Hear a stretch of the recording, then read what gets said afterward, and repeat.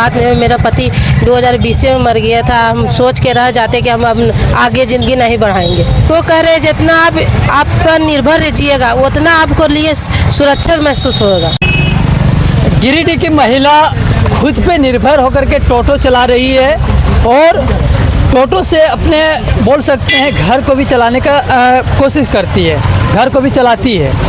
2020 में पति भी गुजर गए। आइए इनका स्टोरी जानकारी लेने का प्रयास करते हैं। क्या नाम लोग? संगीता देवी। गिरिडीह के रहने वाले? गिरिडीह के रहने वाला, यहाँ ससुराल है मेरा। ससुराल यहाँ पे।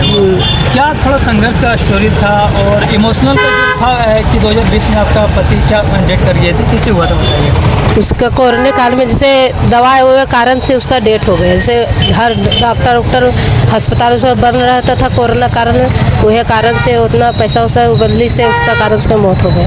और थोड़ा बड़ा शराब उराब भी पीते थे। तो ये कहाँ से आया कि टोटो को चलाना है, ये सोच कहाँ से आया? जैसे हमको सोच आया कि चल हम बाल बच्चा कैसे आगे बढ़ाए, आगे कैसे। बाद में मेरा पति 2020 में मर गया था। हम सोच के रह जाते कि हम अब आगे ज़िंदगी नहीं बढ़ाएंगे।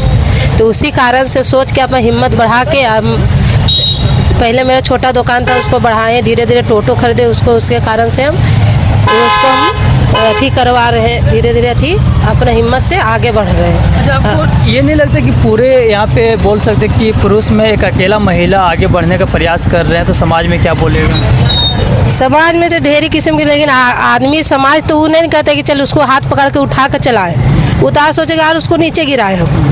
हाँ, लेकिन यह सब कहते हिम्मत, कहते हम हैंडीकैप हो के हम इतना हिम्मत कर रहे हैं। आप भी उसको यार उसको सपोर्ट कीजिए ताकि वो आगे बढ़ सके। और बस और क्या बोलें। महिलाओं को क्या करना चाहते हैं जो महिला पीछे मतलब डर करके रह जाती है, आगे नहीं बढ़ना चाहती है, घर से निकलना नहीं चाहती है, उनको क्या करना चाहती है? उसको कह रहे जितना आप पर निर्भर रहिएगा उतना आपको लिए सुरक्षित महसूस होगा। आप दूसर पर आप निर्भर होकर रहिएगा तो फिर आप उसी के अंदर दलदल में दबते रहिए जाएगा। आप लगता है पढ़ाई भी किए हुए हैं, क्लास भी किए हुए हैं? हम क्लास भी किए, 9वीं तक ले पढ़े भी हैं। कितना तक पढ़ाई की? 9वीं तक ले। 9वीं तक पढ़ाई की। 9वीं तक पढ़ाई करने के बाद 2020 में पति डेथ कर जाते हैं। खुद से एक निर्णय लेते हैं कि कुछ करना है और वही निर्णय को लेकर के टोटो चलाती है और अभी गिरिडीह में टोटो चलाने का प्रक्रिया जारी है।